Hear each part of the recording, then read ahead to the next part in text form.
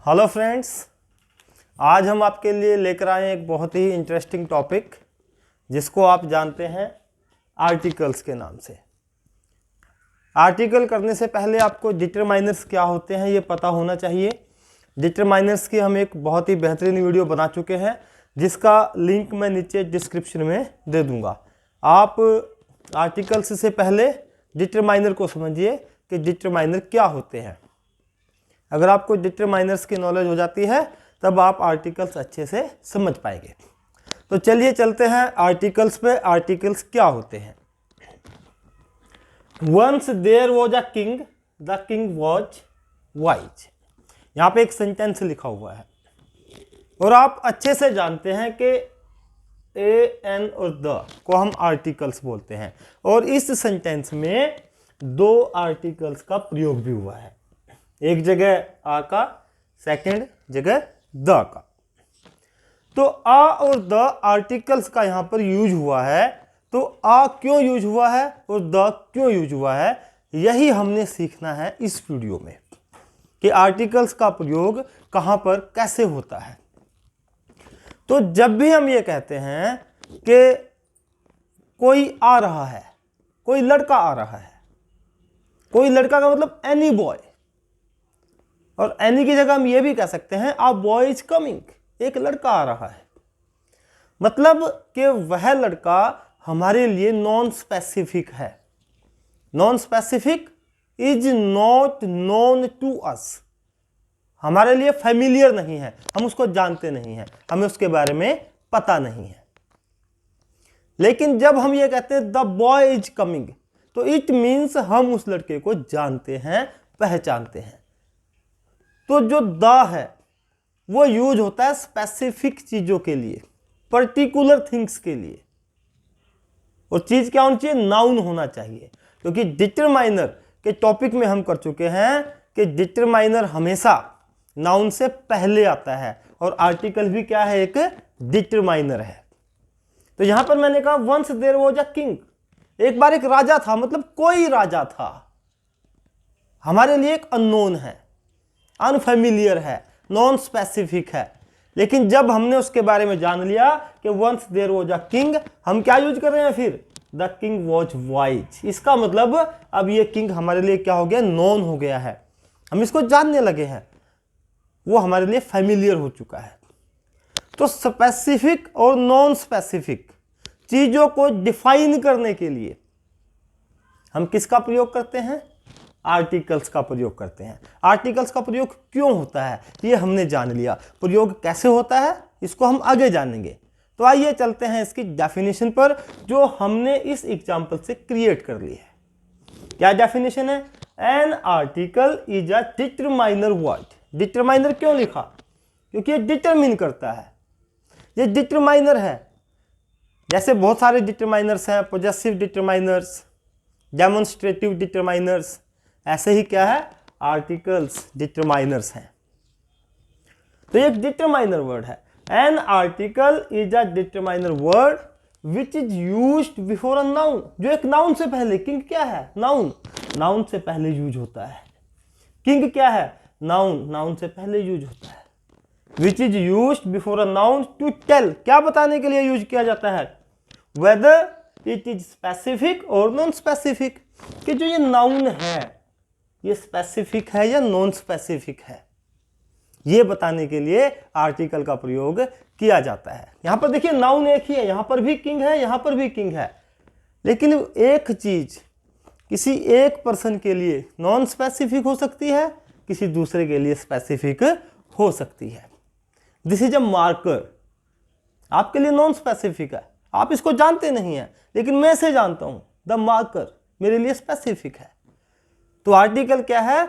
जो नाउन से पहले यूज होता है और यह बताने के लिए प्रयोग किया जाता है कि ये नाउन स्पेसिफिक है, पर्टिकुलर है, फैमिलियर है या फिर नॉन स्पेसिफिक है और पर्टिकुलर नहीं है, फैमिलियर नहीं है।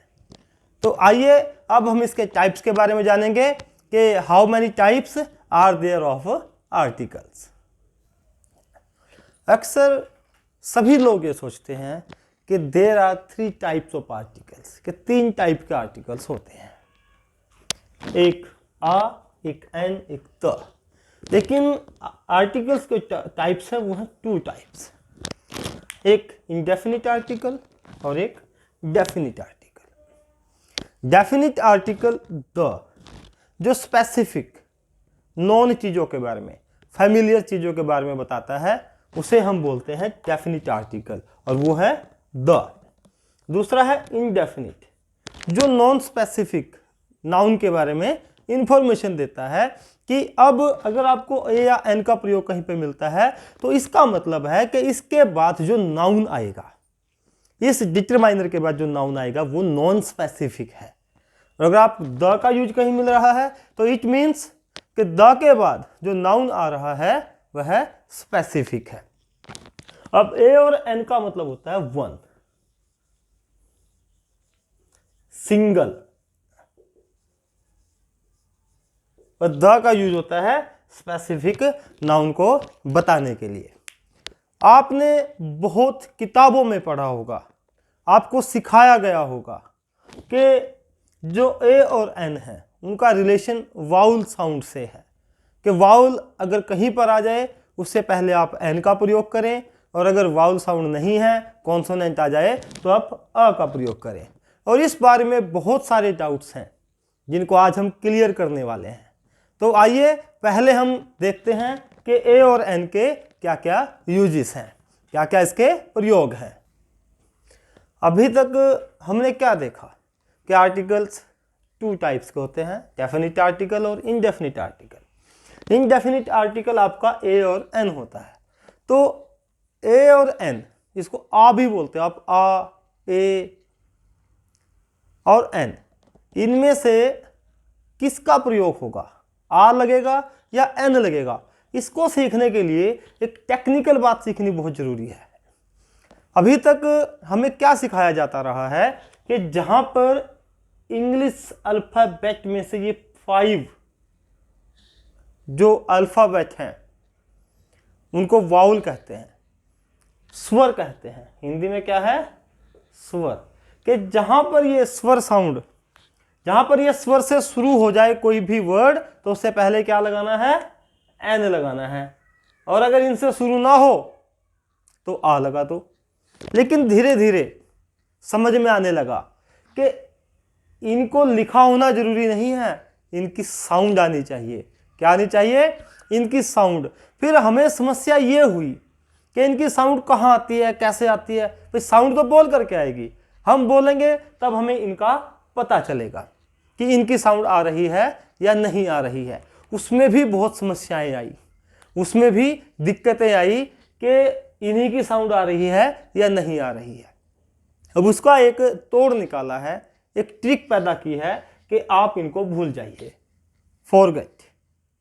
और क्या याद रखना है, जो आपने फर्स्ट क्लास में पढ़ा था, नर्सरी में पढ़ा था, अपनी मम्मी से अपने पापा से पढ़ा था, अ आ ई उ ए ऐ ओ औ, हिंदी स्वर। ये जो हिंदी स्वर है अ आ ई उ ए ऐ ओ औ, एक री भी होता है, लेकिन हमने नहीं लिखा क्योंकि री देता है र की साउंड, और र क्या है, कॉन्सोनेंट, व्यंजन। तो आपने व्यंजन को भूलना है, आपने क्या याद रखना है, हिंदी स्वर। कि जहां पर भी ये हिंदी स्वर आपको मिल जाएं, इन हिंदी स्वर से कोई भी साउंड शुरू हो तो समझो उससे पहले एन आएगा। क्या आएगा, एन आएगा। आपने देख लिया एग, आप हिंदी में लिख लो एग, आ है इसमें, ये रहा, क्या आएगा, एन, एग। आपने देखा बॉय, हिंदी में लिखो बॉय, क्या है, ब साउंड है, ब है इसमें, नहीं है, आ बॉय। मतलब कि आपने याद क्या रखना है, आपने केवल हिंदी स्वर को याद रखना है, और आपने लिख करके देख लेना है कि इसको हिंदी में लिख करके देख लें, जिस वर्ड से पहले हमने भरना है, फिल करना है, जिस नाउन से पहले हमने आर्टिकल को यूज करना है, और लिख करके देखो। अगर आपको पहला अक्षर हिंदी स्वर मिल जाए तो एन भर दो, और हिंदी स्वर ना मिले तो अ भर दो। लेकिन उस वर्ड से पहले ए या एन ही आएगा, द नहीं आएगा। ये कैसे पता चलेगा? पहले तो यही डिसाइड करना है ना कि ए और एन ही आएगा। हो सकता है दा आए, अगर दा आए फिर तो ये सिस्टम ही बेकार है, इसको देखो ही मत, फिर तो दा भर दो। तो हम कैसे डिसाइड करेंगे कि ए और एन में से ही आएगा? पहले तो ये डिसाइड करना है कि इनडेफिनिट आर्टिकल ही आएगा, फिर ये डिसाइड करना है कि इनडेफिनिट आर्टिकल दो हैं हमारे पास, ए और एन में से क्या आएगा, फिर आपने ये देखना है। तो चलिए जानते हैं हम कि ए और एन की क्या पहचान है, कैसे हम इसको प्रयोग करेंगे। अब आपके पास है ए और एन। ए और एन का मतलब है सिंगल, वन, और इसको हम एनी की सेंस में लेते हैं, any. A boy any boy, a marker any marker, a teacher any teacher, an egg any egg, bring an egg, एक अंडा लेकर के आओ। एक अंडा मतलब कोई अंडा लेकर के आओ, ये नहीं है कि भाई वही वाला उठा के लाओ, वो वाला, कोई भी उठा लाओ, एनी, एनी एग। आप शॉप पे जाते हैं, गिव मी अ पेन। अ पेन मीन्स आप ये नहीं कि वही वाला पेन दो, गिव मी अ पेन मीन्स एनी पेन, कोई भी पेन। अगर आप कुछ स्पेसिफिक चीज लेने जाते हैं, give me the Ramayana, give me the Ramayana specific है, रामायणा, वो रामायणा ही उठा करके देगा, कोई और बुक उठा करके नहीं देगा। तो पहली रूल क्या है कि चीज को जो है सिंगल होना चाहिए, सिंगल एक ही होनी चाहिए। अब सिंगल तो वाटर भी है, बॉय भी है, लेकिन बॉय में और वाटर में फर्क है। वाटर भी सिंगल है, बॉय भी सिंगल है। फर्क क्या है? बॉय काउंटेबल है और वाटर काउंटेबल नहीं है। बॉय को आप काउंटेबल कह सकते हो, इसको काउंट कर सकते हो आप। 10 लड़के खड़े हैं, 1 2 3 4 5 6, और पानी है कहीं पे, तो आपको 1 पानी, 1 वाटर, 2 वाटर, 3 वाटर नहीं कर सकते। तो ए और एन ही आएगा। ये डिसाइड करने के लिए सबसे पहले हमने एक चीज देखनी है कि वो नॉन स्पेसिफिक, हमारे लिए नॉन स्पेसिफिक हो। मैंने आपको पहले ही कहा है, एक चीज किसी एक व्यक्ति के लिए नॉन स्पेसिफिक हो सकती है और दूसरे के लिए वो स्पेसिफिक हो सकती है। तो ए और एन का प्रयोग कब करेंगे? नंबर 1 थिंग, चीज सिंगल हो, सिंगुलर हो, एक हो। और दूसरा क्या है? काउंटेबल हो।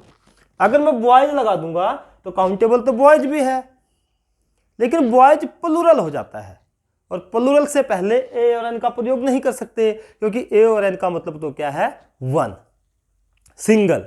अब आइए इसमें यूज देखते हैं। इनमें सब में ए या एन ही आएगा, ये कन्फर्म है। आप माइंड में सोच करके चलें कि इनमें ए या एन ही आएगा। ये तो हमने डिसाइड कर लिया, क्योंकि सारी चीज सिंगल भी है। आर हो जाता, प्लूरल हो जाते। ऑटोबायोग्राफी सिंगुलर है, इंटरेस्टिंग स्टोरी सिंगुलर है, honour, European girl, x-ray, FIR, pen, idiot, horse, union, university, one eyed man, एक आंख वाला आदमी, यूनैनिमस और एप्पल। ये सारी चीज क्या है? सिंगल है। एक चीज क्लियर हो गई। दूसरी चीज क्या है? काउंटेबल है, इनको हम काउंट कर सकते हैं। अब आप कहोगे कि ऑनर जो है, सम्मान, वो काउंटेबल कैसे है? 1 सम्मान, 2 सम्मान, 3 सम्मान, ये एक फीलिंग है, रिगार्ड, ठीक है, ये क्या है? एक रिगार्ड है, और रिगार्ड को हम काउंट करेंगे, उसको ए या एन की सेंस में हम लेंगे, एनी सेंस में लेंगे। तो आइए देखते हैं इनमें क्या आएगा। सबसे इंपॉर्टेंट चीज है ए और एन को भरने से पहले कि आपको उस वर्ड को प्रोनाउंस कैसे करते हैं, उच्चारित कैसे करते हैं, उसका उच्चारण कैसे करते हैं, यह पता होना चाहिए। अगर आपको यह पता है तब आप भर पाओगे, नहीं पता है तब आप नहीं भर पाओगे। उसके लिए आप गूगल का सहारा ले सकते हैं। देखिए यहां पर क्या है? आर, इसको बोलते हैं आवर। अब कुछ इसको बोलेंगे हावर। अब हावर तो गलत हो जाएगा, है क्या? आवर। और आवर में क्या है? यहां पर आ, और आ हमारे पास है, ये रहा आ, तो हिंदी स्वर आ गया, तो कन्फर्म है, तो क्या आएगा? एन। एन आर। उसके बाद ऑटोबायोग्राफी। ऑटोबायोग्राफी को आप हिंदी में लिखो ऑटोबायोग्राफी। मैं पूरा नहीं लिख रहा हूं, हमारा मेन मोटिव क्या है ये देखना। तो इसमें क्या गया यहां पे है है यहां पे, तो क्या आएगा an autobiography, an interesting story. अब आप कहोगे कि मैंने तो कहा कि नाउन से पहले आता है आर्टिकल, यहां तो इंटरेस्टिंग आ गया, एडजेक्टिव हो गया। एडजेक्टिव क्या है, किसी भी नाउन की क्वालिटी बताता है। और आपको बता दूं कि आर्टिकल्स भी एक प्रकार के एडजेक्टिव ही हैं। Technically articles are called adjective. तो यहां पर अगर मैं स्टोरी को खत्म कर दूं, एन इंटरेस्टिंग काउंटेबल नहीं है और नाउन भी नहीं है, तो इससे पहले आप ए या एन का प्रयोग नहीं कर सकते, द का प्रयोग भी नहीं कर सकते, खाली इंटरेस्टिंग से पहले। इसके बाद नाउन का होना जरूरी है। तो जो एन भरेंगे हम या आ भरेंगे वो स्टोरी के लिए है, इंटरेस्टिंग के लिए नहीं है। इंटरेस्टिंग तो स्टोरी के लिए है कि स्टोरी कैसी है, इंटरेस्टिंग है। हमने जो एन या आ भरेंगे वो स्टोरी के लिए है। लेकिन एन क्यों भर रहे हैं, क्योंकि वर्ड यहां पे क्या है, वाउल साउंड है। और इंटरेस्टिंग देखो आप, इंटरेस्टिंग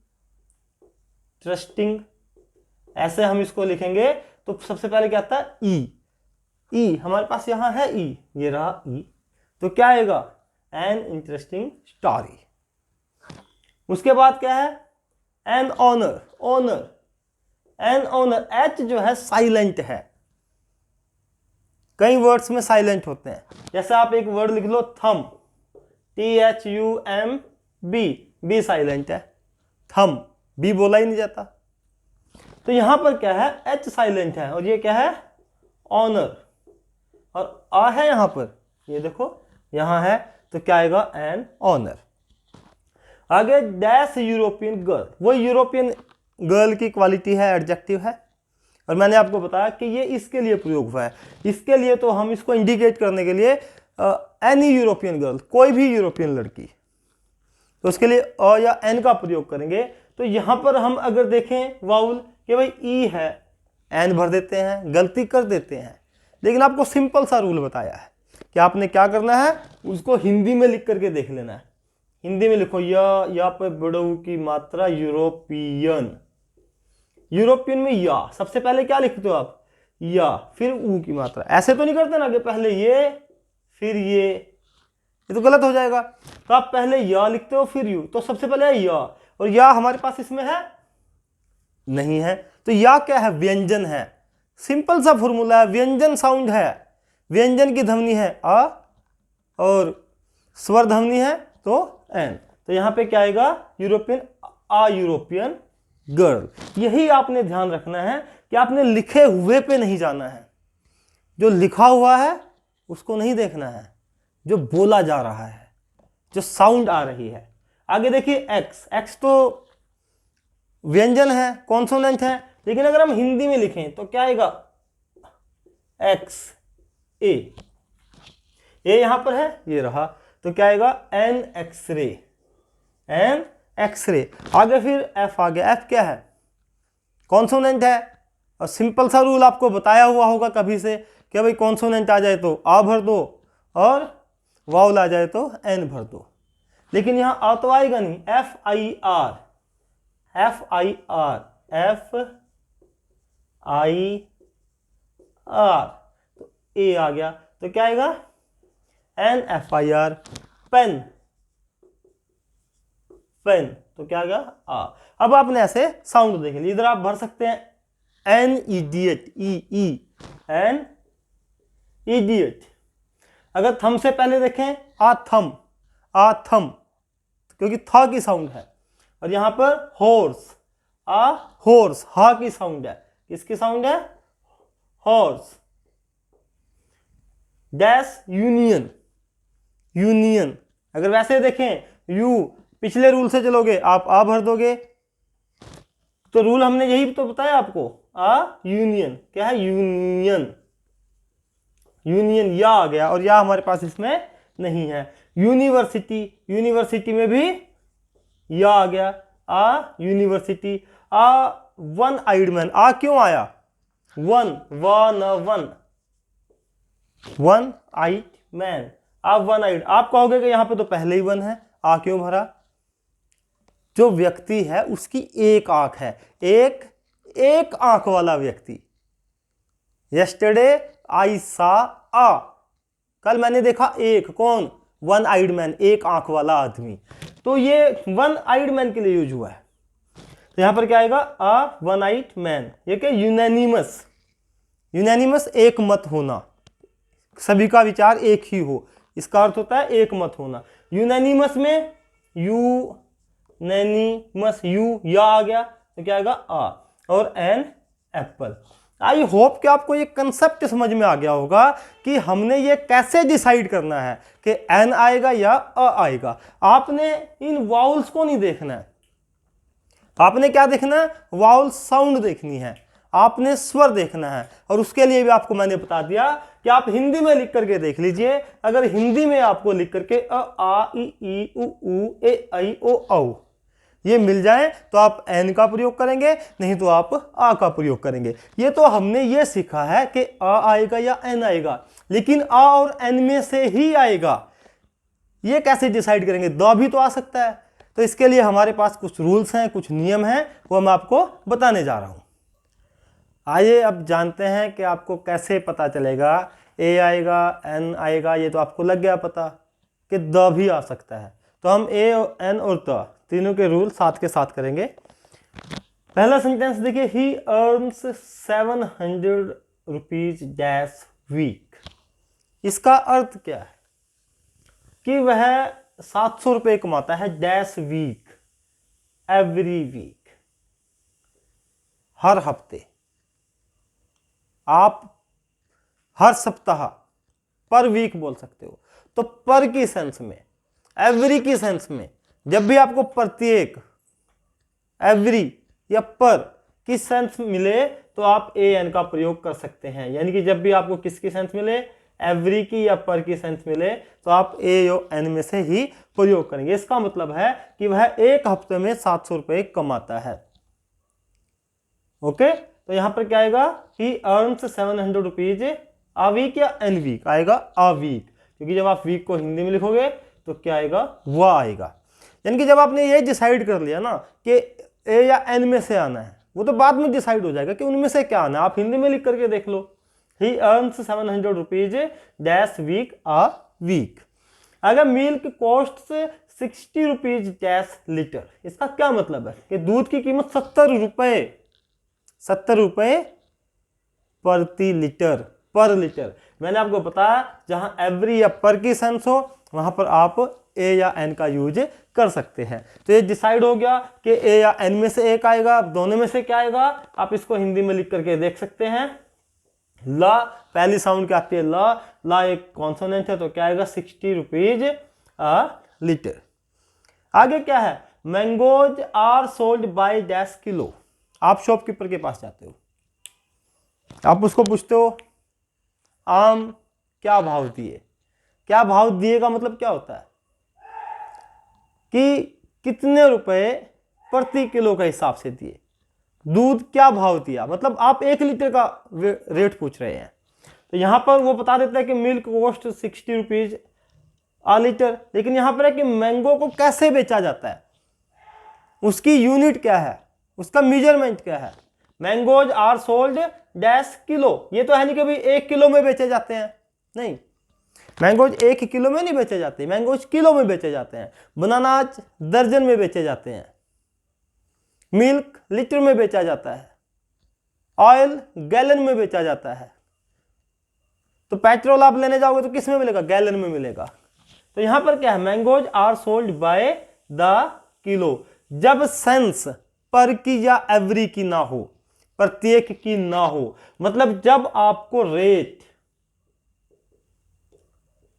और साथ में क्या, यूनिट, मेजरमेंट, जिसमें इसको मापते हैं, रेट और मेजरमेंट दोनों दी हुई हो।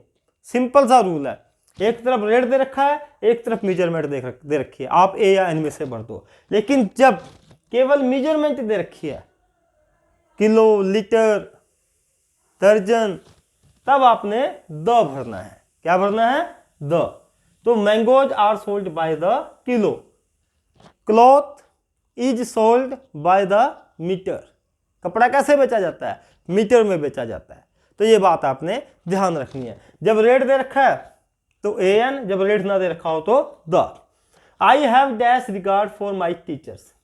मेरे अंदर मेरे टीचर्स के प्रति एक रिगार्ड है।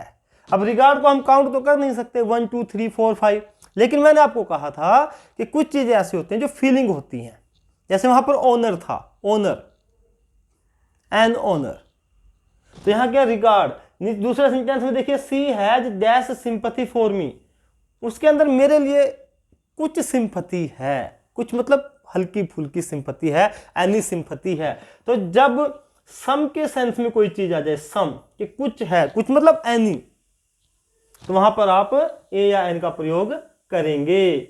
आई have a regard for my teachers, कि मेरे अंदर मेरे टीचर्स के प्रति एक रिगार्ड है, कोई रिगार्ड है, कोई सम्मान है, कोई सिंपैथी है।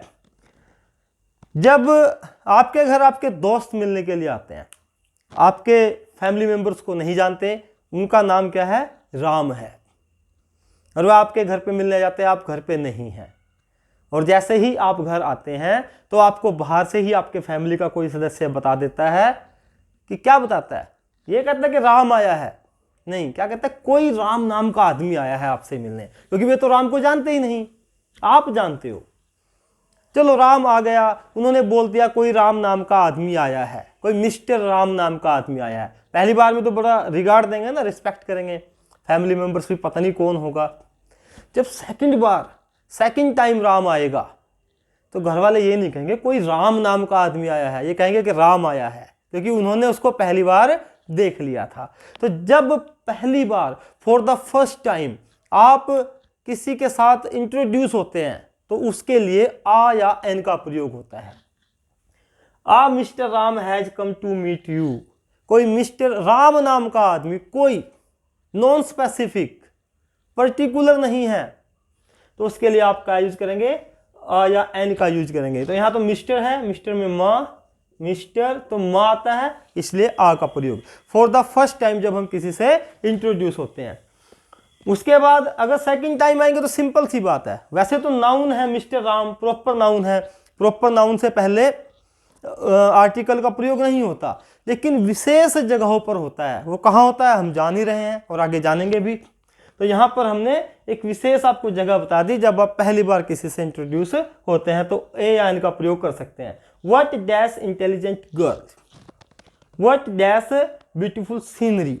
जब आप किसी चीज को देख करके आपकी एक्टिविटी में, आपके हाव भाव में परिवर्तन आ जाए एकदम से। आपने कोई बहुत बढ़िया सीन देखा, वाओ व्हाट अ सीन। अगर आप ये कहोगे what is a scene, what is scene, scene क्या है, वो तो क्वेश्चन हो गया। लेकिन यहां पे मैंने क्या लगाया? Sign of exclamation. तो ये जो नाउन है जिनके बाद साइन ऑफ एक्सक्लामेशन लगा हुआ है, ये एक्सक्लामेटरी नाउन है। एक्सक्लामेटरी विस्मयादि बोधक संज्ञा है, ये नाउन है। और जहां पर एक्सक्लामेटरी नाउन आ जाए उससे पहले आ या एन का आप प्रयोग करेंगे। तो यहां का व्हाट एन, क्योंकि एन क्यों आया? क्योंकि यहां पर इंटेलिजेंट जब आप हिंदी में लिखोगे तो ई आएगा। What a beautiful scenery, what a beautiful scenery. तो मैंने आपको बताया कि कहां पर आपने आ का प्रयोग करना है, कहां पर एन का प्रयोग करना है। हमने कई रूल्स इसमें कर लिए हैं। आइए अब हम आगे के रूल करते हैं। Dash dog is a faithful animal, dash elephant never forgets. अब आप इसमें a and the, a an में से तो एक ही भरेंगे, ए एंड द में से कुछ भी भर सकते हैं। आप जो भी भरेंगे वो एक्यूरेट है, सही है। अब कैसे सही है? मैं लिखता हूं आ डॉग। एक बच्चा है जिसने आज तक डॉग देखा ही नहीं है, डॉग से डर रहा है, उसको बताया जाता है कि भाई क्या है ये, उसको बताते हैं कि भाई आज डॉग। और डॉग की क्वालिटी, क्योंकि उसे अनफेमिलियर है, उसके लिए वो अभी तक स्पेसिफिक नहीं बना है, क्योंकि उसे उसके बारे में पता ही नहीं है। तो उसको बताया जाता है a dog is a faithful animal, केवल any dog. A dog means any dog, कोई भी कुत्ता, कोई भी डॉग क्या होता है? फेथफुल एनिमल होता है। अगर मैं यूज करता हूं आ डॉग मतलब any dog. Dash elephant never forgets, हाथी कभी नहीं भूलता है।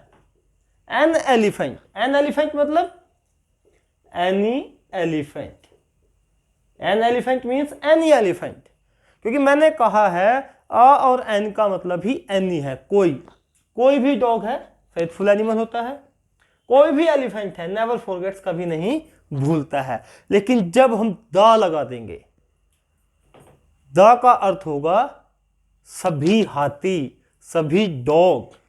द डॉग, सभी डॉग्स।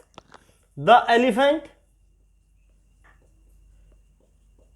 सभी एलिफेंट्स, सभी मीन्स आप इसमें द भी लगा सकते हैं, आप इसमें ए या एन में से भी लगा सकते हैं। यहां आ आएगा क्योंकि डॉग है, डॉग, एलिफेंट आ गया एलिफेंट, एन एलिफेंट, तो आ और एन लगाएंगे मतलब एनी डॉग, एनी एलिफेंट, और अगर द लगाएंगे सभी डॉग, सभी एलिफेंट। तो आपको दोनों का जो डिफरेंस है वो क्लियर हो गया होगा। मैंने आपको पहले ही कहा है एक चीज किसी के लिए स्पेसिफिक हो सकती है, हो सकता है किसी दूसरे के लिए नॉन स्पेसिफिक हो, स्पेसिफिक ना हो। जिसके लिए नॉन स्पेसिफिक है, इंडेफिनिट है आ या एन, जिसके लिए स्पेसिफिक है तो ये डिपेंड करता है सिचुएशन के ऊपर। तो आपको इनका पता चल गया। अब आगे देखिए, कालिदास इज डैश शेक्सपियर।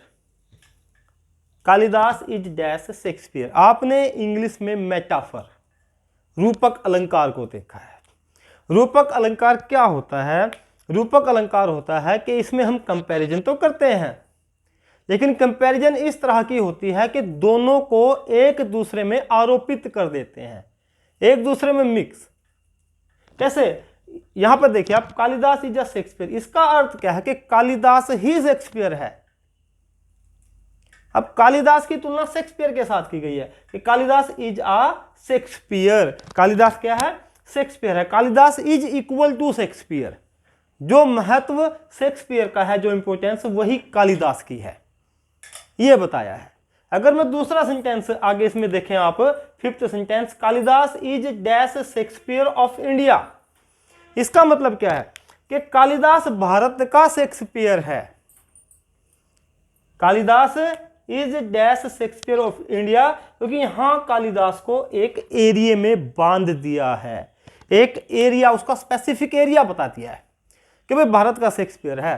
हो सकता है ऑस्ट्रेलिया का शेक्सपियर कोई और हो। शेक्सपियर एक बहुत महान राइटर हुए हैं।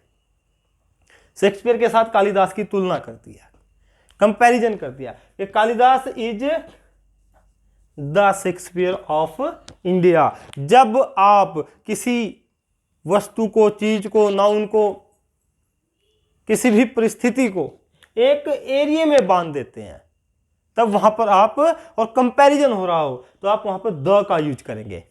और जब केवल इसकी कंपैरिजन इसी के साथ है कि कालिदास इज अ शेक्सपियर, भाई कालिदास ही शेक्सपियर है, यहां पर क्या कर दिया? एरिया में बांध दिया। यहां पर क्या कर दिया? सीधा उसकी कंपेयर कर दी, एरिया में नहीं बांधा। तो जब हम उसको एक एरिया में, लिमिट में उसको बाउंड नहीं करते तो आ या एन का प्रयोग, जब लिमिट में बाउंड कर देते हैं तो द का प्रयोग। अब आगे देखिए, he is dash Amitabh Bachchan. वह अमिताभ बच्चन है। आप कहते हैं कई बार कोई अच्छा सा लंबा हट्टा खट्टा व्यक्ति हो, अमिताभ बच्चन की तरह चलता हो, वो देखो भाई रे, ही इज एन अमिताभ बच्चन, वो देखो अमिताभ बच्चन। अमिताभ बच्चन तो नहीं होता ना वो, लेकिन आप उसको मानते हो, तो आप उसको मान रहे हो, he is an Amitabh Bachchan. लेकिन जब आप ये कहते हो कि he is the Amitabh Bachchan of our school, कि वह हमारे स्कूल का अमिताभ बच्चन है, फिर द का प्रयोग होगा कि he is the Amitabh Bachchan of our school, कि हमारे स्कूल का अमिताभ बच्चन है। इसका मतलब हो सकता है दूसरे स्कूल में कोई और अच्छा ऐसा हट्टा खट्टा लंबा तकड़ा व्यक्ति होगा, उसको अमिताभ बच्चन कहते होंगे। तीसरे स्कूल में कोई और होगा, लेकिन जो हमारे स्कूल में है भाई वह ये लड़का है। तो जब आप लिखोगे ही इज अमिताभ बच्चन, यहां तक करोगे तो ये, और जब आप कहोगे कि इन आवर विलेज, कि भाई हमारे विलेज का है, तब आप यहां पर क्या कर दोगे? द का प्रयोग करोगे। आई होप कि आपको ये भी समझ आ गया होगा। इसके बाद she is dash most beautiful girl. अक्सर आपको बताया जाता है कि जो थर्ड डिग्री होती है, यही सिखाया गया, हमने भी यही सीखा शुरू में, कि जब थर्ड डिग्री होती है उससे पहले द का प्रयोग होता है। अब यहां पर क्या है, most beautiful, beautiful, more beautiful, most beautiful. तो मोस्ट ब्यूटीफुल क्या हो गया, थर्ड डिग्री हो गई, और इससे पहले हमें क्या बताया गया कि अब द लगाओ। लेकिन आपको बता देता हूं कि डिग्रीज का यूज होता है कंपेयर करने में, कंपैरिजन करने में। जब हम क्या करते हैं, कंपैरिजन करते हैं, यहां हम कंपैरिजन तो कर ही नहीं रहे हैं। यहां तो हम कह रहे हैं कि she is a most beautiful girl, she is a most beautiful girl, कि वह एक बहुत सुंदर लड़की है।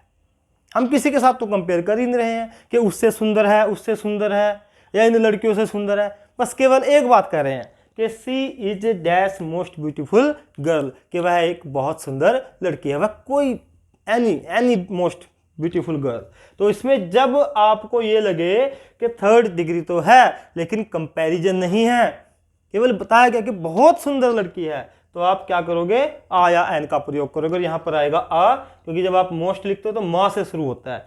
आगे देखिए, she is dash most intelligent girl of our school. अब यहां पर क्या कर दिया, कंपैरिजन कर दी कि भैया हमारे स्कूल की सबसे इंटेलिजेंट क्या है, लड़की है, कि जितनी भी लड़कियां हैं उन सब में सबसे इंटेलिजेंट लड़की है। तो यहां पर क्या आएगा, द, क्योंकि कंपैरिजन जब हुआ है फिर आप थर्ड डिग्री से पहले द का यूज करेंगे कि she is the most intelligent girl of our school. वही सिंपल सी बात है, उसको एक एरिया में बांध दिया है। आइए बढ़ते हैं आगे की ओर। Dash man is mortal, dash man is a social animal. अब यहां पर बात हुई है इंसान की, मनुष्य की, कि मैन इज मॉर्टल, आदमी नश्वर है। तो क्या किसी एक व्यक्ति की बात हुई है कि मैं नश्वर हूं, या आप नश्वर हैं, या कोई तीसरा व्यक्ति नश्वर है? मैन इज मॉर्टल मीन्स जो भी मनुष्य है, जो भी इस दुनिया में है, वह क्या है, नश्वर है, उसका नाशवान है, उसका विनाश होना ही होना है, यानी कि मृत्यु होनी ही होनी है। तो जब मैन और वुमेन जो वर्ड हैं पूरी क्लास को बताएं, पूरी जाति को बताएं, पूरे समुदाय को बताएं, पूरे वर्ग को बताएं, यानी किसी एक के बारे में ना बताएं, सबके बारे में बताएं, तो कुछ नहीं आएगा। इनसे पहले ए एन दा का प्रयोग आप नहीं करोगे, क्या आएगा, क्रॉस आएगा। इसको आप जीरो आर्टिकल भी बोल सकते हैं, जीरो आर्टिकल भी इसको आप कह सकते हैं। अब man is a social animal, आदमी क्या है, एक सामाजिक प्राणी है। तो इसका मतलब एक ही व्यक्ति सामाजिक प्राणी नहीं, सबकी बात हो रही है। मैंने आपको कहा कि जब भी मैन या वुमेन वर्ड पूरी क्लास को रिप्रेजेंट करे, क्लास को मतलब ये नहीं कि क्लास को 10th क्लास को 11th क्लास को, पूरी क्लास को मतलब पूरे समुदाय को रिप्रेजेंट करे, तो उससे पहले कुछ नहीं आता। तो man is a social animal, यहां पे भी कुछ नहीं आएगा, क्रॉस, जीरो आर्टिकल, क्योंकि man is a social animals means सारे इंसान, सारे मनुष्य क्या है, वो सारे सोशल एनिमल हैं।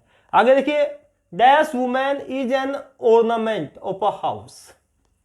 जो महिला होती है किसी भी घर का आभूषण होती है। अब ये तो नहीं है कि जो महिला मेरे घर में है वह तो आभूषण है घर का, जो किसी और के घर में महिला है वह आभूषण नहीं है, वह घर की शोभा नहीं है। तो इसका अर्थ क्या है कि कोई भी वुमेन जो किसी भी घर में रहती है वो उस घर का आभूषण है। यहां पर सभी महिलाओं की बात हो रही है, ना कि किसी एक की। और मैंने आपको बताया जब मैन या वुमेन वर्ड क्या करें, होल क्लास को, पूरे समुदाय को रिप्रेजेंट करें, तो क्या आता है, क्रॉस आता है। उससे पहले किसी आर्टिकल का प्रयोग नहीं होता, उससे पहले आप जीरो आर्टिकल का प्रयोग कर सकते हैं। लेकिन जब मैन और वुमेन वर्ड केवल एक ही मैन या एक ही वुमेन के बारे में बात करें, तब आप आर्टिकल का प्रयोग कर सकते हैं। जैसे dash man is coming, dash man is on cycle. अब क्या मतलब है कि अ मैन इज कमिंग, कोई आदमी आ रहा है, हमारे लिए नॉन स्पेसिफिक है, ए या एन का प्रयोग आप करेंगे। लेकिन आगे क्या है, dash man is on a cycle, कि आदमी किस पे है, साइकिल पे है। आदमी को तो हम हमारे लिए स्पेसिफिक हो गया, तो यहां पर इंडेफिनिट आर्टिकल यानी कि ए या एन में से, और यहां पर definite the man is on a cycle, कि एक आदमी आ रहा है और आदमी किस पे है, वो साइकिल पे है। आ मैन मतलब एनी मैन, कोई भी आदमी उस आ रहा है और वह साइकिल पर है। अब यहां पर हमने ये रूल कर लिया मैन और वुमेन के रिलेशन में कि अगर होल क्लास को रिप्रेजेंट करे तो जीरो आर्टिकल, अगर होल क्लास को रिप्रेजेंट ना करे, किसी एक के बारे में बात करे जो काउंटेबल हो, जिसको हम काउंट कर सकते हो और सिंगुलर हो, तो आ या एन का प्रयोग आप करेंगे। Next sentence, he bought dash silver coin, उसने एक सिल्वर कॉइन खरीदा। He bought a silver coin. Dash gold found in Kolar mine is very costly. अब देखो यहां पर सिल्वर की बात थी, सामान्य बात हो रही थी कि उसने एक सिल्वर कॉइन खरीदा। लेकिन जब किसी भी मेटल की स्पेशल बात हो, स्पेसिफिक बात हो, तब आप द का यूज करेंगे। He bought a silver coin, यहां पर क्या है, गोल्ड। जो गोल्ड कहां पाया जाता है, इन कोलार माइंस, जो कोलार की खानों में पाया जाता है। गोल्ड कहां से निकलता है, खानों से निकलता है, खनन करना पड़ता है इसका। तो इसमें बताया है कि जो गोल्ड कोलार की माइंस में पाया जाता है वह बहुत कॉस्टली होता है। तो यहां पर क्या स्पेशल गोल्ड की बात है, तो यहां पर आएगा द। जब स्पेशल मेटल की बात हो तो द, और अगर नॉर्मल बात है तो आ या एन का प्रयोग हम करेंगे। और किसका, किसके लिए, यहां पर कॉइन के लिए प्रयोग हुआ है आ सिल्वर कॉइन। यहां पर आपको वंस से कोई सेंटेंस शुरू हो तो आप उसमें ए एन का प्रयोग करेंगे। Once upon a time, once से शुरू है। Once there was a king, once there was a king. जब भी कहानियां शुरू होती हैं एक बार की बात है तो वंस अपॉन अ टाइम, एक बार एक राजा था, once there was a king. तो इस प्रकार से हम इनका प्रयोग करते हैं। आइए अब हम आगे का प्रयोग देखते हैं। यहां पर कुछ फ्रेजेस लिखे हुए हैं, कुछ फ्रेज हैं। अगर आपको ये फ्रेज कहीं पर भी मिलते हैं तो आप इनमें ए या एन भर सकते हैं। ये ऐसे ही भरे जाते हैं, इनको आपको याद करने की जरूरत है। जैसे make a mess, make a mistake, at a loss, as a rule.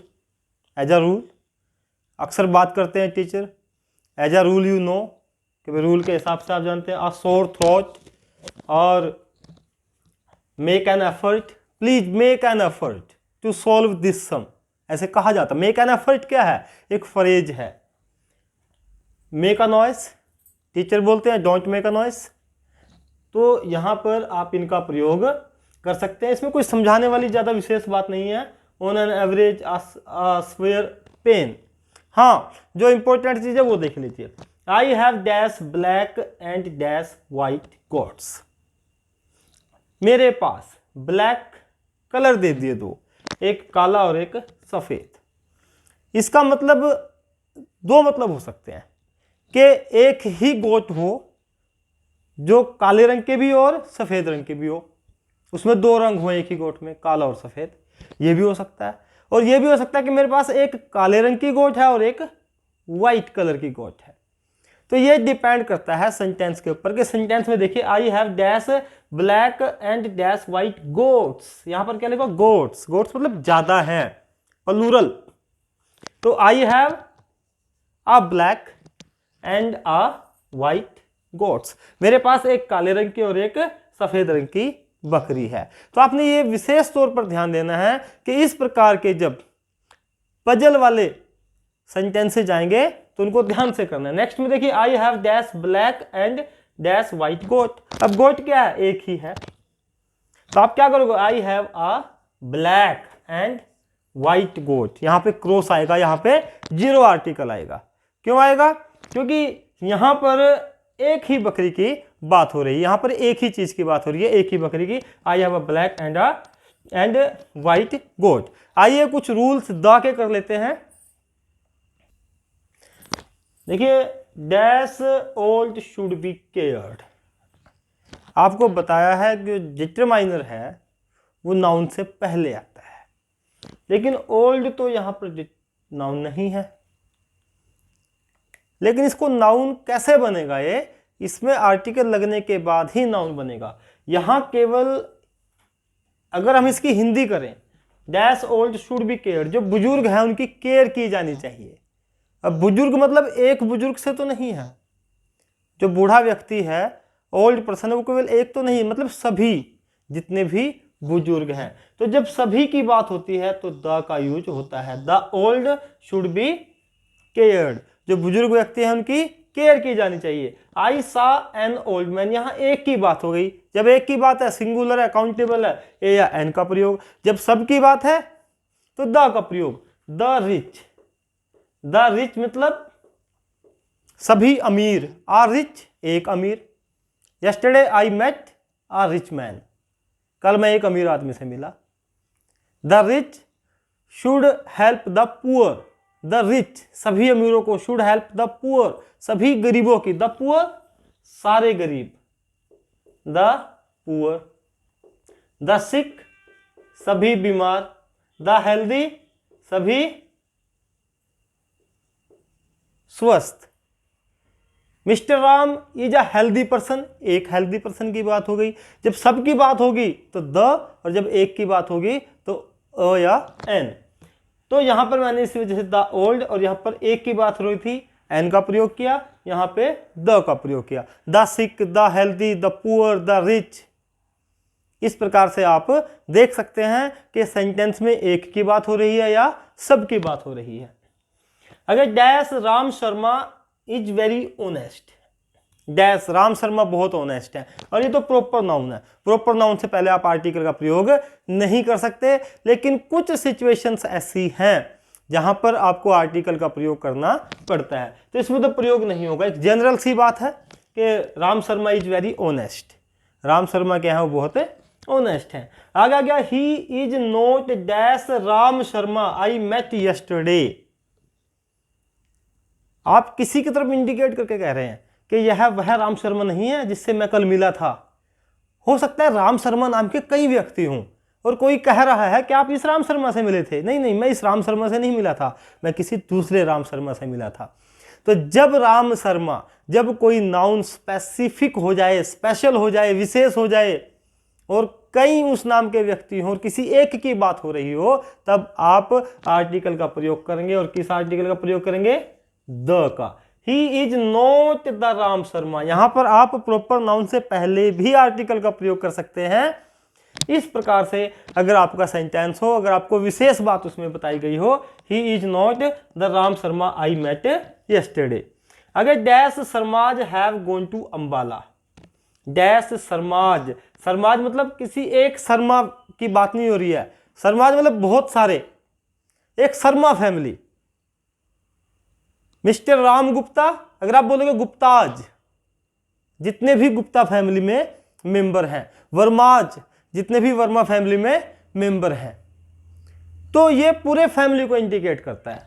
तो जब कोई वर्ड पूरे ग्रुप को इंडिकेट करे तो इससे पहले आप यूज करेंगे the Sharmas, the Vermas, the Guptas have gone to Ambala. I know how to speak dash English, मैं जानता हूं इंग्लिश कैसे बोली जाती है।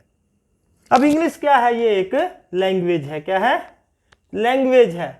और जब बात लैंग्वेज की हो तो कुछ नहीं आता, जीरो आर्टिकल आता है। लेकिन जब बात लैंग्वेज की ना हो करके पीपल्स की बात हो, लोगों की बात हो, तो वहां पर हमें द का यूज करना पड़ता है। नेक्स्ट सेंटेंस देखिए, dash English ruled over India for a long time. English ने भारत के ऊपर लंबे समय तक राज किया। क्या अंग्रेजी भाषा ने राज किया? नहीं, अंग्रेज लोगों ने राज किया। जब बात अंग्रेज लोगों की है तो वहां पर हम लगाएंगे द। मतलब सिंपल सी बात है, जब आप किसी लैंग्वेज से पहले द का यूज कर लेते हैं तो उसका अर्थ होता है वहां के लोग, और जब उससे पहले आप यूज नहीं करते तो इसका मतलब है लैंग्वेज। ये आपको सेंटेंस से पता चलेगा कि बात लैंग्वेज की हो रही है या वहां के लोगों की। इस सेंटेंस से पता चलता है कि अंग्रेज लोगों ने, the English ruled over India for a long time. इस सेंटेंस से पता चलता है कि लैंग्वेज की बात हो रही है। I know how to speak English. Next sentence में देखिए, फ्रेंच दो बार आया। Dash French speak French, dash French speak, कौन बोलता है? इंसान बोलते हैं। तो यहां पर क्या आएगा द, कि द फ्रेंच स्पीक फ्रेंच, यहां लैंग्वेज है कि फ्रेंच लोग क्या बोलते हैं, फ्रेंच बोलते हैं। तो जब लैंग्वेज से पहले द आ जाए मतलब वहां के लोग, और जब उससे पहले क्रॉस आए मतलब लैंग्वेज। आइए द के कुछ और इंपॉर्टेंट रूल यहां पर हम करते हैं। He goes to dash school daily, वह स्कूल डेली जाता है। His mother went to dash school to meet the teacher, to meet his teacher कर लेते हैं, उसके टीचर को मिलने गई। He went to dash temple, the criminal was taken to dash jail, the lawyer goes to dash jail to meet his client। तो यहां पर जेल से पहले ब्लैंक है, यहां पर जेल से पहले ब्लैंक है, स्कूल से पहले, टेम्पल से पहले, स्कूल से पहले। तो समझने वाली बात यह है कि जब हम, ध्यान से सुनना, ध्यान से समझना, जब हम किसी स्थान पर, किसी प्लेस पर उसी काम के लिए जाएं जिस काम के लिए वह प्लेस बना हुआ है। स्कूल किस लिए है, पढ़ने के लिए। टेंपल किस लिए है, पूजा करने के लिए। जेल किस लिए है, क्रिमिनल्स के लिए। हॉस्पिटल किस लिए है, पेशेंट्स के लिए। अगर आप हॉस्पिटल में किसी पेशेंट को मिलने जा रहे हैं तो आपका पर्पज हॉस्पिटल जाने का डायरेक्ट नहीं है, क्योंकि डायरेक्ट पर्पज तो वहां दवाइयां लेने का है, वहां पर चेकअप के लिए है। अगर आप स्कूल पढ़ने के लिए जा रहे हैं तो डायरेक्ट पर्पज है, अगर आप पढ़ने के अलावा किसी और काम के लिए जा रहे हैं तो वह आपका इनडायरेक्ट पर्पज है। तो मतलब कहने का यह है, जब आप किसी स्थान पर उसी काम के लिए जाते हैं, उसी डायरेक्ट पर्पज के लिए जाते हैं जिस काम के लिए वह स्थान बना होता है, तो वहां पर क्रॉस आएगा, जीरो आर्टिकल आएगा। और अगर आपका पर्पज वहां पर जाने का इनडायरेक्ट है, कोई और पर्पज है, तो वहां पर आप द का यूज करेंगे। तो देखिए, he goes to school daily, वह डेली स्कूल जाता है। एक बात और, अगर इनडायरेक्ट पर्पज होगा तो वो लिखा भी होगा। अगर आप डायरेक्ट पर्पज के लिए जा रहे हैं तो लिखने की जरूरत नहीं है कि पूजा करने के लिए जा रहे हैं मंदिर, स्कूल पढ़ने के लिए जा रहे हैं। अगर आप किसी और काम के लिए जा रहे हैं तब वो लिखा होगा। तो यहां पर क्या, he goes to dash school daily, वह डेली स्कूल जाता है, किस लिए जाता है, पढ़ने के लिए जाता है। His mother went to dash school to meet his teacher, उसकी मदर उसके टीचर से मिलने स्कूल गई, पढ़ने तो नहीं गई। पर्पज बता दिया कि भाई इनडायरेक्ट है, तो क्या आएगा द, कि यहां पे क्या है, इनडायरेक्ट पर्पज है और ऊपर वाले में क्या है, इसमें डायरेक्ट पर्पज है। तो डायरेक्ट पर्पज के लिए आप जीरो आर्टिकल, इनडायरेक्ट के लिए द का यूज करेंगे। नेक्स्ट देखिए, he went to dash temple, वह मंदिर गया। मैंने कहा जब पर्पज बता रखा हो तभी इनडायरेक्ट होगा, अब बताया हुआ तो है ही नहीं, इसका मतलब मंदिर पूजा करने के लिए गया होगा। The criminal was taken to dash jail, criminal को जेल ले जाया गया। अब क्रिमिनल तो क्या, क्रिमिनल जो है वो कहां जाता है, वो जेल ही जाता है। तो यहां पर क्या आएगा, क्रॉस, क्योंकि क्रिमिनल को जेल में इसलिए ले जाया गया क्योंकि जेल है ही अपराधियों के लिए।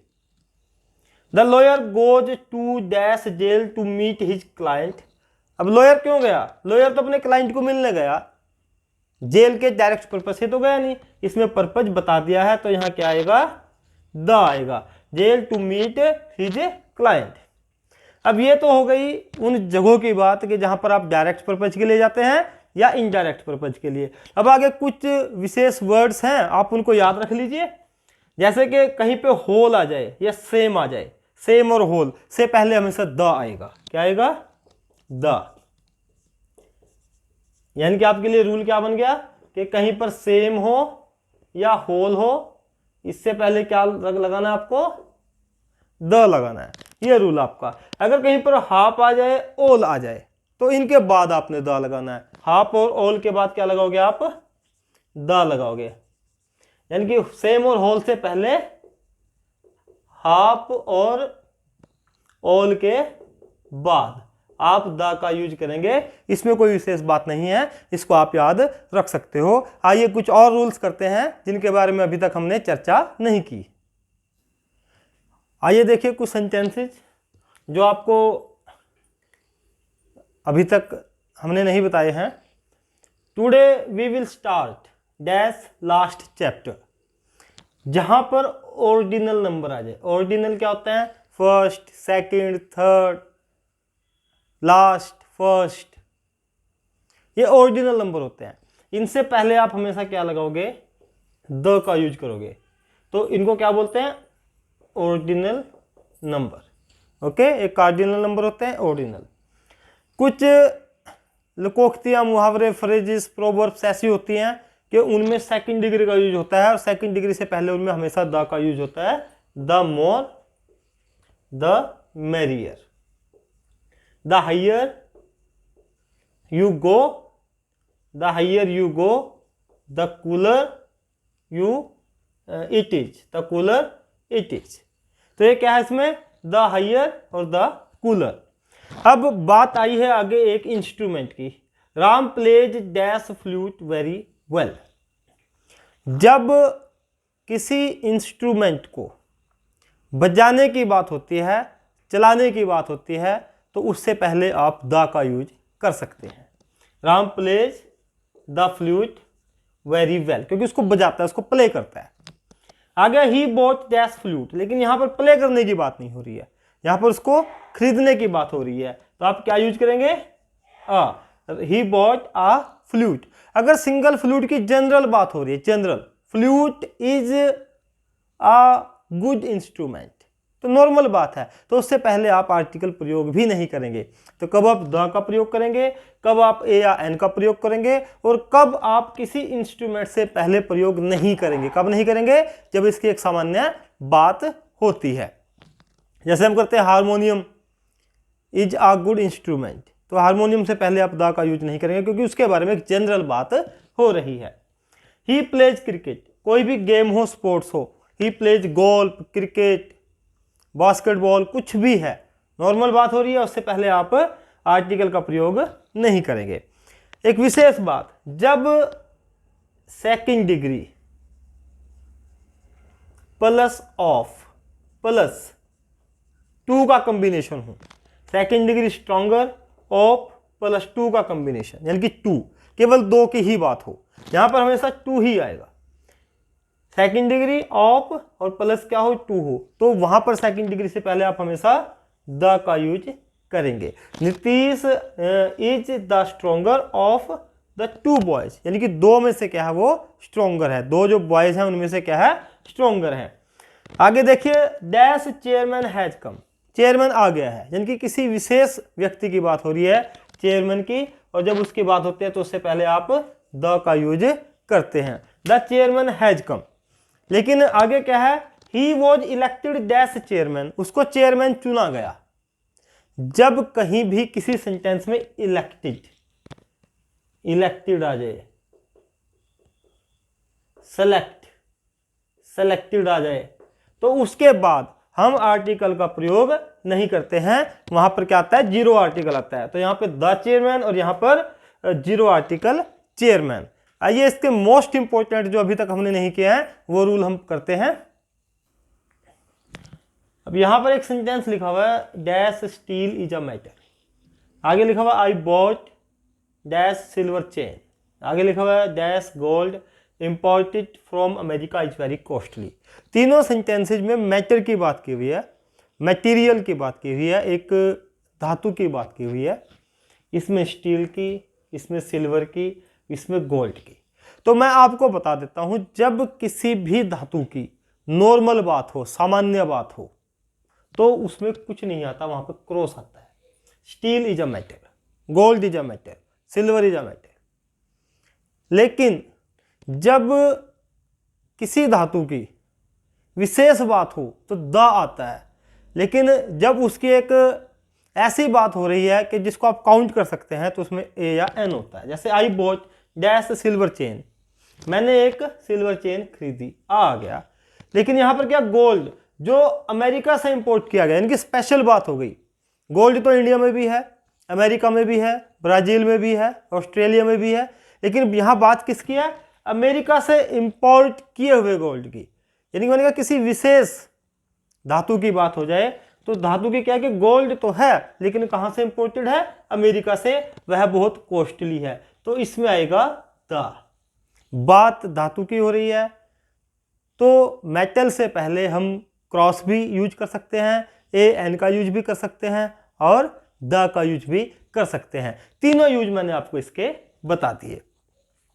इसके बाद देखिए, कई बार कुछ सेंटेंसेस हम यूज करते हैं जो आर्टिकल्स हैं, आर्टिकल डिटरमाइनर्स हैं, बड़ा इंपॉर्टेंट रोल प्ले करते हैं हमारे सेंटेंसेज में, हमारे सेंटेंस का मीनिंग ही चेंज कर देते हैं। देखिए, I take dash breakfast at AM। जब आप सामान्य ब्रेकफास्ट की बात करते हैं, सामान्य डिनर की बात करते हैं, सामान्य लंच की बात करते हैं, रूटीन में जो चल रहा है उसमें आप ब्रेकफास्ट डिनर लंच से पहले कुछ नहीं लगाएंगे, क्रॉस लगाएंगे। यहाँ क्रॉस जनरल बात है कि मैं 8 बजे सुबह ब्रेकफास्ट कर लेता हूँ। इसके बाद dash dinner given by Ram was delicious. आज आपने नॉर्मल डिनर नहीं किया, जो डिनर आप रूटीन में अपने घर करते हैं, आज आपने वो डिनर किया जो राम ने आपको दिया है, जो राम ने आपको डिनर पे इनवाइट किया था। जब आप सामान्य ब्रेकफास्ट लंच डिनर की बात करते हैं तो क्रॉस आएगा। जब आप स्पेशल लंच की, स्पेशल डिनर की बात करते हैं तो फिर क्या आएगा? द। तो यहां पे बात हो रही है स्पेशल डिनर की, the dinner given by Ram. आप मैरिजेस में जाते हैं, बोलते हैं यार डिनर बड़ा जबरदस्त था, यानी कि वो स्पेशल डिनर की बात है। आज उनके यहाँ ब्रेकफास्ट पे गए थे, बड़ा जबरदस्त डेलिशियस ब्रेकफास्ट था, यानी कि स्पेशल ब्रेकफास्ट की बात हो रही है। जब आप नॉर्मल ब्रेकफास्ट की बात, डिनर की बात नहीं करते हैं, स्पेशल की बात करते हैं तो द आता है, नॉर्मल की बात करते हैं तो क्रॉस आता है। इसके बाद he went to dash sea. He went to dash sea, दो सेंटेंस हैं, दोनों में अगर आप एक में क्रॉस लगाते हैं, एक में दा लगाते हैं, तो दोनों का मतलब अलग अलग हो जाता है। जब कोई समुद्र पे जाता है और वहां पे अगर हम क्रॉस लगाएंगे तो इसका मतलब है ही वेंट टू सी, मतलब सेलर बनने के लिए गया। ही वेंट टू आर्मी, मतलब आर्मी मैन बनने के लिए गया। He went to sea, sailor बनने के लिए गया। And he went to the sea, to the sea यानी कि यात्रा करने के लिए गया, बस एक जनरल वॉयज। जैसे आप अपने आसपास के क्षेत्रों की यात्रा करते हैं, यात्रा की, घर पे आ गए, लेकिन यहां पर सेलर बनने के लिए, नाविक बनने के लिए गया तो क्रॉस। और जब बात आ जाए कि वह यात्रा पे जाता है तो फिर क्या आएगा? द आएगा। आगे देखिए, he has got headache. He has got headache, किसी को पहले से ही सर में पेन होता है और उसको अचानक हो गया तो आप क्रॉस का यूज करेंगे। इसका मतलब है यार उसको फिर दर्द हो गया। ही हैज गोट हेडेक, उसको फिर दर्द हो गया, यानी कि नॉर्मल में उसको होता रहता है। लेकिन जब किसी को पहली बार होता है, पहली बार तो मतलब आप नहीं कहेंगे, कभी भी हो सकता है, लेकिन रूटीन में नहीं होता है, तो ही हैज गोट अ हेडेक, कि भाई उसको सर में पेन है। आप अक्सर बोलते हैं कि मेरे तो आज सर में पेन है, I have got a headache, आज तो मेरे सर में पेन है, यानी कि आज हुआ है, रूटीन में नहीं होता है। अगर रूटीन में होता है तो आप क्या बोलोगे? आई हैव गोट हेडेक, भाई यार फिर से सर में दर्द हो गया, यानी कि रूटीन में होता रहता होगा। इसके बाद देखिए, ही इज डैश न्यूटन।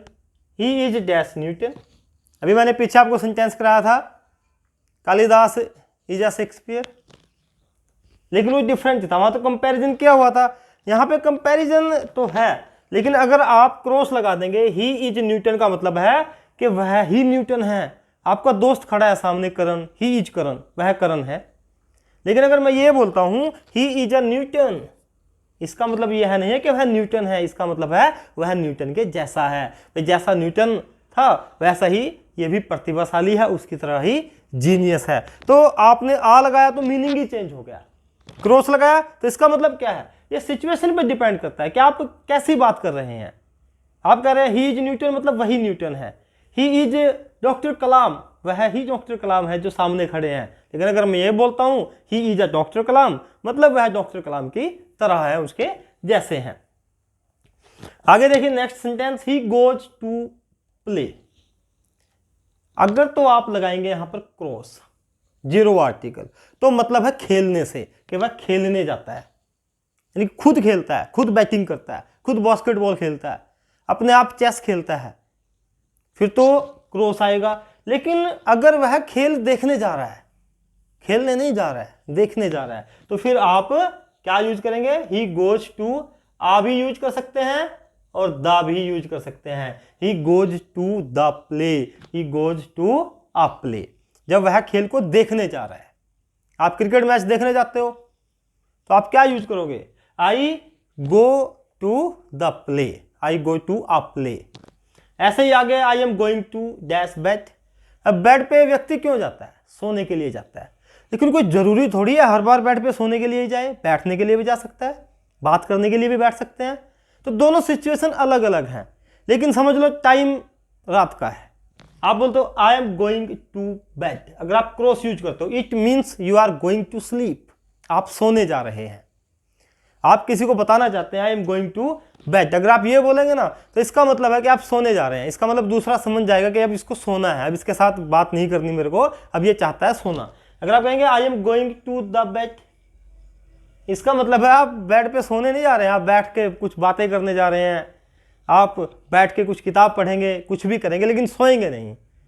तब व्यक्ति पीछे पीछे आ सकता है। अगर आपको सोना हो और आप यूज कर लें I am going to the bed, it means आपने ही गलत बोला है, तभी व्यक्ति आपके पीछे पीछे आ जाएगा कि अभी इसको सोना नहीं है, ये बैठने के लिए जा रहा है।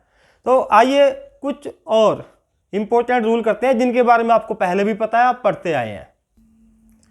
आइए अब कुछ द के ऐसे यूज करते हैं जिनके बारे में आपको फर्स्ट क्लास से बताया जाता रहा है और हमेशा आपने हेल्प बुक में या कहीं से भी उनको पढ़ा है। इनको क्विक कर लेते हैं हम। जो चीज़ें यूनिक होती हैं और एक ही होती हैं, जैसे the sun, the moon, the earth, the sky, तो इनके पहले हम द का यूज करते हैं। यहाँ पर आपने लगाना कि इनसे पहले, यूनिक चीज़ों से पहले आप द का यूज करेंगे। फेमस बिल्डिंग्स कुछ भी होंगी, the Taj, the Red Fort, the Qutub Minar, तो इस प्रकार से जो भी फेमस बिल्डिंग्स हैं उनसे पहले आप द का यूज करेंगे। कंट्रीज, ऐसे कंट्रीज जिनके नामों में यूनाइटेड, रिपब्लिक ये आता हो, या जिन कंट्रीज के नेम प्लूरल में हो। एक तो जिनमें जैसे the USA, the United States of America, the Republic, Republic आ गया द रिपब्लिक ऑफ आयरलैंड, जिनमें रिपब्लिक आए, यूनाइटेड आए, और या फिर क्या है, जिन देशों के नाम प्लूरल में हो, नीदरलैंड्स, नीदरलैंड्स प्लूरल में है, उनके नाम से पहले आपको क्या लगाना है? द का यूज करना है। आगे रिवर, कैनल, ओशंस, महासागर हो, रिवर हो, नहर हो, इनके नाम से पहले आपको द का यूज करना है। The Ganga, the Nile, the Pacific, the Atlantic, ये क्या है? ओशंस है, तो इनके नाम से पहले आप द का यूज कर सकते हैं। इसके बाद जो भी रिलीजियस बुक्स हैं उनके नाम से पहले द का यूज, और जो मैगजीन्स हैं उनके नाम से पहले, न्यूज़पेपर के नाम से पहले आप द का यूज करेंगे। द गीता, मैंने एक ही बुक का नाम लिखा है, the Quran, the Bible, the Guru Granth Sahib, इस प्रकार से काफ़ी सारी धार्मिक पुस्तकें हैं जिनके नाम से पहले आप क्या यूज करोगे?